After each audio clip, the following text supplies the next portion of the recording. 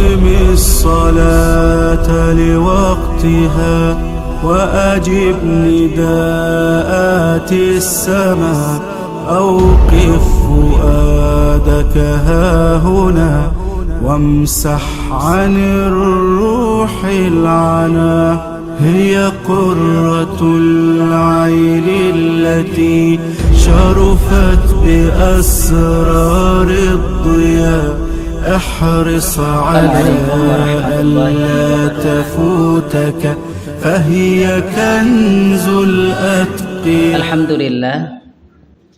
الحمد لله نحمده ونستعينه ونستغفره ونعوذ بالله من شرور أنفسنا ومن سيئات أعمالنا من يهده الله فلا مضل له ومن يضلل فلا هادي له أشهد أن لا إله إلا الله وحده لا شريك له ونشهد أن محمدا عبده ورسوله ثم لا نبي ولا رسوله بعده اللهم صل وسلم وبارك على نبينا محمد وعلى آله وأصحابه والتابعين وتابع التابعين ومن سار إلى يوم الدين. Bapak-bapak, ibu-ibu, jamaah sekalian yang dirahmati oleh Allah Subhanahu wa taala. Selalu dan senantiasa kita bersyukur kepada Allah atas limpahan nikmat yang diberikan kepada kita sehingga pada sore hari ini di hari Ramadan yang ke-26 Allah masih memberikan kepada kita kesehatan, waktu yang luang untuk kemudian kita bersama-sama hadir, bersama-sama berkumpul di Masjid Khairul Inayah ini dalam kondisi sehat walafiat. Dan mudah-mudahan kita senantiasa selalu berusaha menggunakan nikmat yang Allah berikan kepada kita untuk kita senantiasa menjadi hambanya yang tunduk patuh kepada perintah-perintahnya dan kemudian kita menjauhi segenap apa yang dilarang oleh Allah Subhanahu wa taala. Jamaah sekalian yang dirahmati Allah, tidak lupa salawat serta beriringan salam senantiasa selalu terlimpahkan, tercurahkan kepada kekasih kita, junjungan kita, beliau baginda Nabi Allah Muhammad sallallahu alaihi wasallam, serta kepada seluruh keluarganya, para sahabat-sahabatnya, para tabi'in, tabi'ut tabi'in, wa man sarra ila yaumiddin. Jamaah sekalian yang dirahmati oleh Allah Subhanahu wa taala, manusia itu tidak akan bisa hidup tanpa yang namanya makan. Jadi manusia itu tidak akan bisa hidup tanpa makan. Karena dengan makan, Bapak Ibu yang dirahmati Allah Subhanahu wa taala, manusia itu bisa yang namanya menjaga kesinambungan dalam hidupnya. Dia kemudian juga bisa memelihara kesehatan dan juga memiliki kekuatan tubuh. Ya, jadi orang-orang itu yang namanya manusia kalau masih hidup ya masih butuh makan, ya. Karena kalau yang hidup kok tidak butuh makan itu berarti nggak hidup, ya. Itu kita hidup pasti butuh makan, itu pasti butuh makan, ya. Maka Bapak Ibu rahmati Allah Subhanahu wa taala, pada sore hari ini kita insya Allah akan bersama-sama belajar, ya, tentang adab-adab yang berkaitan dengan masalah makan. Loh, saya kan sudah makan setiap hari. Aku ki wis bendina wis makan gitu, ya, wis mangan gitu. Kok sih dadak dibahas adab makan? Bapak Ibu yang dirahmati Allah, manusia itu tempatnya salah dan juga tempatnya lupa. Kadang sudah belajar adab sejak dari masa balita. Balita itu berarti bayi 5 tahun apa bayi 15 tahun. Ya. Sejak kecil kita sudah diajari bagaimana caranya makan. Tetapi kadang, ya, ketika pada realnya, pada prakteknya, makan itu orang yang sudah sering makan kadang tidak memiliki adab, ya, tidak memiliki adab, kurang adab. Nah, maka insya Allah kita sore hari ini, dan saya yakin tidak akan selesai kalau saya ngisi materi adab ini di Secang sana, ya, tiap sebulan sekali. Itu materi tentang adab makan itu 2 atau 3 kali pertemuan belum rampung gitu, ya. 2 atau 3 pertemuan belum rampung. Tapi insya Allah di sini nanti saya singkat-singkat ya, biar juga nggak rampung juga pastinya. Bapak Ibu yang dirahmati Allah, jamaah yang dirahmati Allah Subhanahu Wa Taala, dalam hal adab makan itu kita akan mempelajari tiga hal. Yang pertama, al-adabu qoblal akli, berarti adab sebelum makan. Yang kedua, adab ketika makan. Yang ketiga, adab sesudah makan. Adab sebelum makan, berarti saurung ma'em ya, sebelum kita kemudian dahar gitu ya. Yang kedua, ketika kita sedang proses makan. Kemudian yang ketiga, setelah makan itu bagaimana adabnya. Bapak Ibu yang dirahmati Allah, langsung saja kita bahas yang pertama, yakni adab sebelum makan. Bapak Ibu yang dirahmati Allah Subhanahu Wa Taala, adab sebelum makan itu yang pertama. Jadi adab sebelum makan yang pertama itu adalah niat yang benar. Niat yang benar. Orang kalau makan masing-masing itu berbeda-beda niatnya. Ada yang mungkin karena sudah seharian puasa dari mulai tadi fajar ya, adzan subuh. Bapak Ibu ya, kalau nanti jenengan memirsani hadis-hadis yang berkaitan tentang kapan kita berhenti makan sahur, ini ada kemudian nanti Bapak Ibu dirahmati Allah, coba kita cek kembali ketika ada yang menyebutkan bahwasanya ya, kalau ada adzan, dulu saya begitu, ketika adzan itu kita masih boleh makan sampai adzannya selesai. Sekarang kita kemudian bertanya, kalau adzan subuh itu kira-kira sudah jelas fajar atau belum? Belum. Adzan subuh itu sudah jelas fajar. Berarti nek ngono salat sunah fajar ya jangan saat itu. Ya, kalau di kita memang tidak kelihatan. Jadi kalau adzan subuh, orang adzan subuh itu mesti sudah masuk waktu fajar, sudah masuk waktu subuh. Ya, maka di situ kita ada sholat sunnah fajar. Dan berhentinya batas kita makan sahur itu adalah ketika benang hitam. Ya. Dalam surat Al-Baqarah itu minal ghaitil aswadi minal fajr itu. Jadi benar putih itu kelihatan. Jadi sudah waktu fajar. Kalau di kita memang tidak kelihatan. Di kita tidak kelihatan. Karena di kita ini enggak seperti di Saudi ya, atau di Mekah yang semuanya kelihatan karena nggak ada pohon-pohonan. Itu kalau di kita kan banyak pohon-pohonan, itu jadi nggak kelihatan. Maka kalau ada yang kemudian nek adzan terus ke wae sahur rapopo nganti rampung adzan, ini tidak tepat. Tidak tepat, ya. Kemarin sempat beberapa kali sama teman-teman itu dibahas. Ternyata yang dimaksud hadis itu adalah ketika adzannya yang pertama adzannya Bilal. Adzannya Bilal itu berarti sebelum waktu subuh, boleh makan dan minum adzannya Bilal sampai nanti terdengar adzannya Abdullah bin Umi Maktum. Nah, kalau sudah adzannya Abdullah bin Umi Maktum, stop, jangan makan. Jadi jangan dikonotasikan kemudian ini setelah subuh. Bapaknya enggak orang-orang adzan subuh, Allahu Akbar, setelah apa mangan wae ngasih entek. Sahur. Bahkan yang lebih parah lagi, engko nek ngasih ngenteni komat. Nah, ini yang lebih parah lagi ini ya. Wallahu a'lam bishawab. Untuk kehati-hatian kita, maka nanti kalau misalnya besok kita sahur nih, bangunnya kok sudah imsak, kira-kira saja. Kalau misalnya kita imsak kok bangun, berarti 10 menit setelah imsak itu waktu kita untuk bersahur. Ya, bersahur. Maka saya sedang di rumah itu sedia roti tawar dengan kurma. Fungsinya untuk apa? Kalau bangunnya pas jam 4:04, roti tawar itu saya makan dengan kurma. Pengalaman, alhamdulillah. Waktu saya di Kalimantan 2016, berat badan saya turun.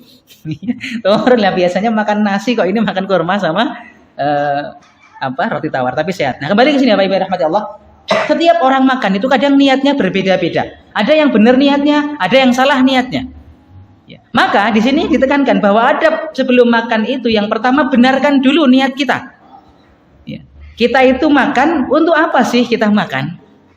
Ya. Kita makan untuk apa? Apakah hanya sekedar untuk melepaskan rasa lapar? Atau hanya kemudian untuk sekedar ini mengisi kebiasaan-kebiasaan hari-hari saya? Ataukah kemudian ketika kita makan itu hanya kemudian untuk menjaga kesehatan tubuh saya? Ya. Maka mulai sekarang kita benarkan niat kita.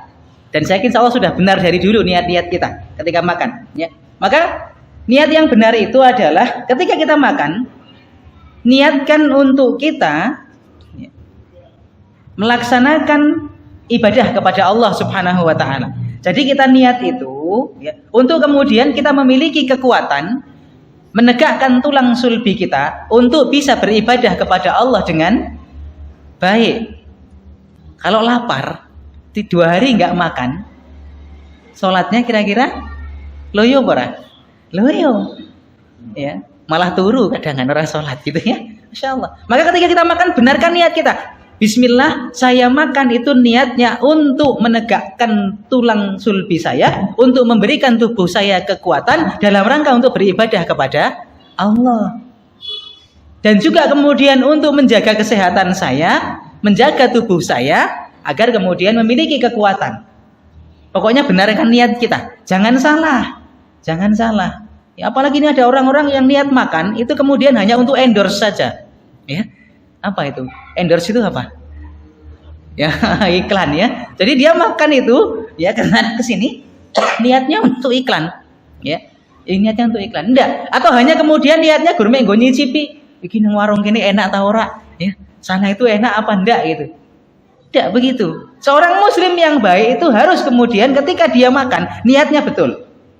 Sekali lagi niatnya adalah untuk berangka beribadah kepada Allah. Biar nanti kemudian jasmaninya kuat, tubuhnya kuat beribadah kepada Allah Subhanahu wa taala. Ya. Jadi nanti ketika kita makan, ya tujuannya niatnya itu. Samping kita niatnya berbuka puasa. Ya. Hadisnya sudah masyhur, sudah saya sampaikan kemarin. Innamal a'malu binniyat. Ya. Yang namanya amalan itu semuanya tergantung dari niatnya. Maka Bapak Ibu, kalau nanti kita buka di beberapa kitab-kitabnya hadis-hadis itu menyebutkan Masya Allah. Termasuk juga nanti ada yang menyebutkan hadis innamal a'malu binniyat itu dalam bab-bab tertentu. Tidak kemudian semua pengarang buku, para alim yang mereka itu mengarang bukunya kayak misalnya Imam Tabrani dan sebagainya, itu kemudian meletakkan hadis niat di awal itu enggak semuanya. Ada yang menetapkan pada bab tolak, ternyata bab tolak. Ya. Bab tolak itu Masya Allah, kita tolak itu kalimat yang kemarin saya sempat ditanya dan beliau sekarang sudah meninggal yang bertanya kepada kami, Ustadz, suami saya ini sering sekali mengucapkan kalimat-kalimat yang pokoknya intinya kue bali ning omahmu, pulang sana ke rumah ibumu, pulang sana ke rumah orang tuamu. Apakah kemudian ini terjatuh dalam masalah talak? Nanti dibagi itu. Ternyata tidak. Karena talak itu ada ucapan yang memang tasdik, betul-betul dari niatan hati. Ada yang kedua kalimat kinayah. Kinayah itu kalimat kayak tadi itu. Balik kowe nang omah wong tuamu. Ini kalimat kinayah yang butuh yang namanya niatan. Jadi ditanya, kamu mengucapkan kalimat itu niatnya apa? Begitu. Ya, kalau niatnya itu memang ini suruh pergi sudah kita cerai saja, ya jatuh talak. Gitu. Sering sekali ada orang-orang mengucapkan kalimat-kalimat demikian itu, ya. Maka nanti ada pembagiannya. Ternyata kalimat talak itu betul-betul dengan niatan yang betul-betul niat, dengan tasdik, benar, jujur. Ada yang kemudian hanya kalimat kinayah. Nah, kalimat kinayah nanti dibahas dalam pembahasan bab tolak ya, insyaallah. Ya. Orang penting nggak usah, dong saya enggak, ya siapa tahu ditanya orang kan gitu ya, insyaallah. Jadi yang pertama tadi niat yang benar ya, kalau makan dan minum kita niatnya benar. Ya, karena semua itu tergantung dari niatnya. Maka kemarin saya sampaikan. Seseorang itu apakah kemudian amalannya itu menjadi amalan yang baik, yang benarkah, ataukah kemudian tidak, tergantung dari niatnya. Bapak Ibu, kalau orang sholat itu niatnya benar, sudah. Ya, jadi dalam sholat itu niat itu nanti ada kemudian yang namanya juga niat ikhlas, yang kedua tasdik, jujur, kejujuran, sidqo. Ya, jadi kalau orang sudah misalnya ya, dia sudah dalam hatinya sudah berniat mau sholat maghrib misalnya, Allahu Akbar, ini sudah ikhlas. Ketika dia Allahu Akbar, ya Allah saya sudah ikhlas saya mau sholat maghrib misalnya. Tapi kemudian tiba-tiba ada bakso lewat ting ting ting yang aromanya menggoda. Ya. Waduh, ini bakso urat kayak nih. Ya. Ini tuh nggak jujur namanya, gitu ya. Jadi niatnya ikhlas betul, tapi nanti nggak jujur. Maka orang sholat itu pahalanya beda. Tapi kalau mendapatkan keutamaan jamaah sama, karena dia mendapatkan keutamaan 27 atau 25 derajat. Tapi nanti masing-masing berbeda. Ya karena Allahu Akbar nanti ada yang iki tonggone masak gereh ini. Aduh ya Allah, suwi ramangan gereh mbek sego jagung kan gitu. Ya. Ini namanya enggak jujur ini, ya. Ikhlasnya iya, tapi jujurnya enggak dapat, ya. Karena sudah berkurang tuh, karena enggak jujur tuh ada. Wah, iki. Coba kalau kita misalnya hanya menyembah kepada Allah kemudian tiba-tiba kok ada yang lain gitu kan? Itu namanya kan nggak jujur ya. Masalah itu dalam pembahasan niat ternyata hadis niat itu dibahas ya banyak sekali. Ya, hadis innamal a'malu binniyat dan seterusnya ini dibahas cukup banyak. Ya, maka penting ya, pentingnya niat, dahsyatnya niat. Ya, karena ini menentukan apakah pekerjaan seorang itu bernilai baikkah ataukah tidak. Maka ketika nanti kita makan, betulkan niat kita, benarkan niat kita dalam rangka untuk beribadah kepada Allah Subhanahu wa taala. Yang kedua, berusaha mencari makanan yang halal. Bapak Ibu yang dirahmati Allah Subhanahu wa taala, Allah Subhanahu wa taala berfirman dalam surah Al-Mu'minun ayat yang ke-51. A'udzubillahi minasyaitonirrajim. Bismillahirrahmanirrahim. Ya ayyuhar rusulu kulu minat thayyibati wa'malus shalihan. Inni bima ta'maluna alim. Yang artinya, hai rasul-rasul, makanlah dari makanan yang baik dan kerjakanlah amal yang soleh. Sesungguhnya Allah Maha mengetahui apa yang kamu kerjakan. Jamaah yang dirahmati Allah Subhanahu wa taala, kalau kita kemudian nanti pelajari lagi bahwasanya salah satu faktor yang bisa menjadikan amal-amal ibadah seseorang itu, amal soleh seseorang itu diterima Allah Subhanahu wa taala, salah satunya adalah ketika dia memakan makanan yang halal. Dia mencukupi kebutuhan dirinya dengan kebutuhan yang halal. Masya Allah, ya. Di sini Allah perintahkan kepada para rasul dan juga orang-orang yang beriman untuk kemudian makan makanan yang halal. Dalam bahasa mafhum mukhalafahnya, ketika seorang itu ingin amal solehnya diterima Allah Subhanahu wa taala, maka makanlah makanan yang halal. Ya. Saya jadi ingat ya, ini insyaallah juga materi khutbah Id kami gitu ya. Ada kisahnya terjadi pada masa Imam Abu Hanifah. Imam Abu Hanifah sendiri saat itu dia melihat ada seorang yang mencuri apel. Nah, mencuri apel. Dia mencuri apel. Imam Abu Hanifah ini ngikuti, menyangkanya Imam Abu Hanifah ini orang mencuri apel karena memang butuh. Ya. Karena memang ada orang-orang yang dia itu saking kepepetnya, dia sudah tidak memiliki apa-apa lagi untuk dimakan dan dia kemudian sudah tidak bisa lagi minta kepada para orang-orang lain yang di sekitarnya, sehingga dia kemudian saking kepepetnya ada yang kemudian mencuri. Ya, ini enggak kemudian dihukum secara, kalau kita kan kadang-kadang mendengar orang yang mencuri dipotong tangan. Tidak semua orang yang mencuri dipotong tangan. Ada kadarnya. Berapa sih orang yang dipotong tangannya kalau mencuri? Ada kadarnya. Ya. Ya, di tempat kita ini, di negeri kita, ya ini semua disamakan gitu ya. Yang mencuri karena butuh, nenek-nenek mencuri semangka apa-apa itu ya, digugat ya, insyaallah didenda gitu. Ya. Imam Abu Hanifah ngikuti orang tadi, dikiranya si orang tadi itu ketika mencuri buah apel untuk kebutuhan dia sendiri, ternyata tidak. Dia kemudian diikuti terus, ternyata dia menyedekahkan buah apel yang hasil curian tadi. Buah apel hasil curian disedekahkan. Kemudian Imam Abu Hanifah pun bertanya, singkatnya begini. Ya. Kenapa kok buah apel yang kamu tadi curi itu kamu sedekahkan kepada orang? Dia menjawab, jawabannya ini ya, masya Allah ya, jawabannya yo rada ngilmu tapi ra bener gitu ya. Dia menjawab begini, ketika saya mencuri buah apel, ya, ketika saya mensedekahkan buah apel hasil curian saya mendapatkan 10 kebaikan. Dan ketika saya mencuri buah apel, saya mendapatkan 1 dosa. Maka saya masih memiliki sisa 9 pahala, gitu ya. Wah, ini ya Masya Allah. Imam Abu Hanifah ya Masya Allah ya. Tidak demikian itu. Ya. Kamu pasti mendapatkan dosa. Kamu tidak mendapatkan pahala. Kenapa? Karena innallaha thayyibun la yaqbalu illa thayyiban. Sungguhnya Allah Subhanahu wa taala itu maha baik dan Allah tidak akan menerima ya, sesuatu yang itu tidaklah didapatkan dari hasil yang baik pula. Dan kemudian Imam Abu Hanifah menambahi dengan hadis Rasulullah SAW yang ada seorang laki-laki yang yamuddu yadaihi ila sama, yang dia itu menengadahkan tangannya ke langit, dia memohon kepada Allah, dia minta kepada Allah, tapi kemudian dia makan dari makanan yang haram, dia minum juga dari minum yang haram, dia kemudian memenuhi kebutuhan tubuhnya dari yang haram, bajunya dari yang haram, celana dari yang haram, maka mana mungkin doanya akan dikabulkan Allah Subhanahu wa taala. Nah, Bapak Ibu yang dirahmati Allah Subhanahu wa taala, nanti kalau kita juga buka di penghalang-penghalang doa itu dikabulkan sama Allah, salah satunya adalah kita masih memakan sesuatu yang itu kemudian haram, atau kita mendapatkan makanan-makanan itu dari hasil-hasil haram. Ya, Bapak Ibu yang dirahmati Allah, maka berusahalah kita mencari sesuatu yang kemudian itu yang kita makan dari yang baik, dari yang halal, thayyib, gitu ya. Karena insya Allah ini akan menentukan bagaimana kemudian doa-doa kita diijabah oleh Allah Subhanahu wa taala ataukah tidak. Amal-amal soleh kita ini diterima Allah ataukah tidak? Ya dari itu. Ya.